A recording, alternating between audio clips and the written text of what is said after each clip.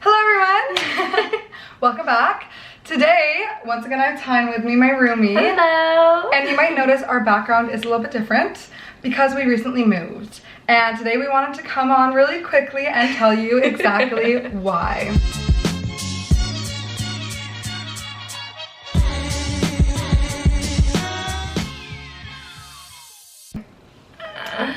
And that horror story, literally one of the worst things I've ever experienced, and those are our previous roommates.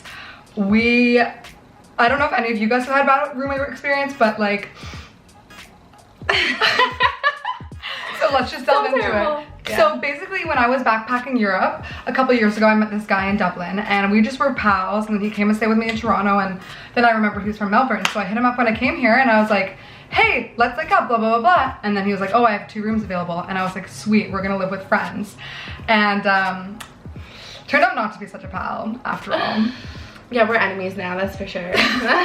Literally. So yeah, the first strike, we came out after and came home after a night out, and we were just like standing and talking in the kitchen, and this guy's room is at the opposite side of the house as the kitchen. So we were just talking, and a couple days later he sat us down and he was like so angry. Like, I'm so beyond furious. He's like, you woke me up, blah, blah, blah, blah. Like, next time you're home, like, have a conversation outside, blah, blah, blah. And we're like, so apologetic. Like, yeah. How much did we apologize? We felt so bad because we came home, like, trying to be so quiet. Obviously, we live with other people. We're gonna be respectful.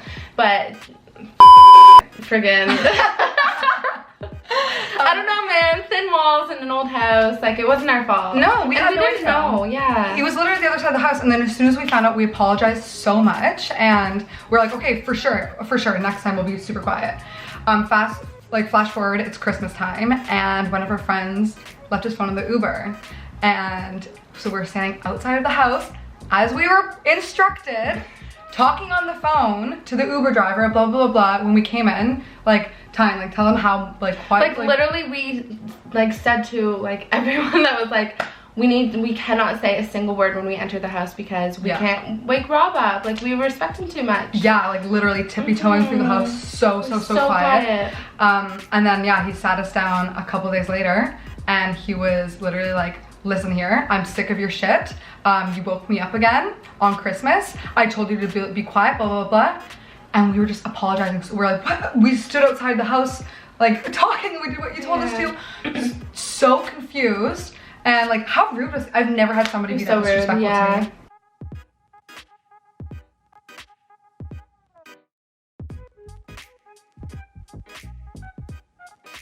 He's like, what do you want me to start with? Do you want me to work from, like, small to big or what? You leave the fridge open. Have you ever seen the fridge open in our entire time being there? Literally never. Not once have I ever seen the fridge open. He was just searching for reasons to, like, back up why he didn't want us anymore. Yeah, and like it was really such a blessing in disguise because we felt like we had to walk in eggshells around him for weeks.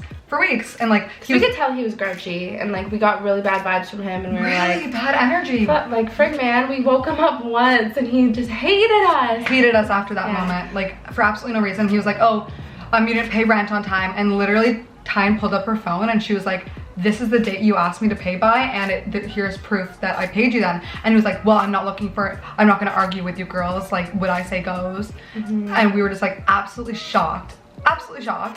And yeah, no conversation. And it was funny, even when we first moved in, we talked to all the roomies, and I was like, hey guys, there's 5 people in this house, communication is so important, so like if we do anything that makes you upset, tell us, and vice versa. And we're like, yeah, pals, like let's, like, for sure. Do you think they had one conversation with us? It was just absolutely shocking. Yeah, out of nowhere, just, you're out. Yeah, but now like we live in a 2-bedroom apartment, like in such a great location.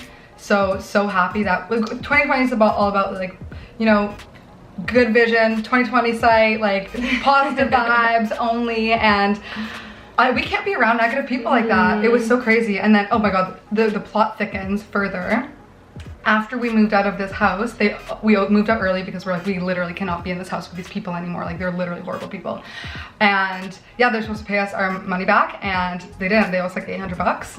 And I actually called the police on them, and the police were like, yeah, there was nothing signed. It's their word against yours. And the police actually called them to encourage them to give us our money back. and they told the police that we vandalized their car and like all of this insane stuff, which I don't honestly know what your car looks like. Like, yeah, do you know what his car looks like? No idea. I have no idea what his car looks like. It's like crazy stuff. And then yeah, he was like, he started blackmailing us, was making up things to try to use against us. And yeah, literally was like, if you contact me for your money one more time, we're gonna like get a restraining order you and call the police. Yeah. Shocking. It was wild. I've never experienced anything like that. It was just so out of the blue, and it turned so extreme so quickly. So quickly, and we did nothing to this guy. Like, literally nothing to these people. Like the only thing I could think of is this guy's getting major back surgery soon, and he's so grumpy about it. Even our other roommate was like, yeah, I'm staying out of the house for a bit because this guy's so grumpy. He's like gonna be in such a bad mood. And I met this guy like on a great fun trip, and like he said to us a few times, I need to prove to you that I'm still the guy that you met, like I'm still fun, because like he wasn't. And I think, because as you probably know, Tyne and I both work online, so we have such an incredible freedom lifestyle, like the ability to do whatever we want, whenever we want. And I think he wanted that, and he was like jealous, I think, and just like hated us for it because he was in a really horrible place. So, and just wanted to make us feel the way he felt. Yeah, it's just very bitter. Very bitter, and a little bit of a lesson to us and to all of you guys, like if people make you feel that bad, I think you should just be sorry for them because they're clearly miserable.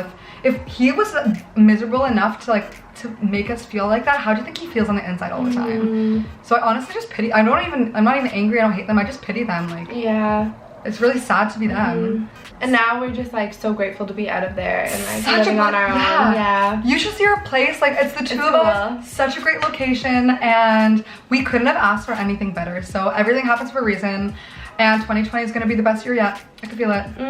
Here's the awesome roommate. Oh, yeah. Anyways, have a great rest of your day. I hope you enjoyed our horrible story. Bye. Bye. Also, if you're wondering why I have this on my finger, I literally broke my hand running while wearing flat shoes. So. Terrible. So tragic. So tragic. Anyways, bye guys.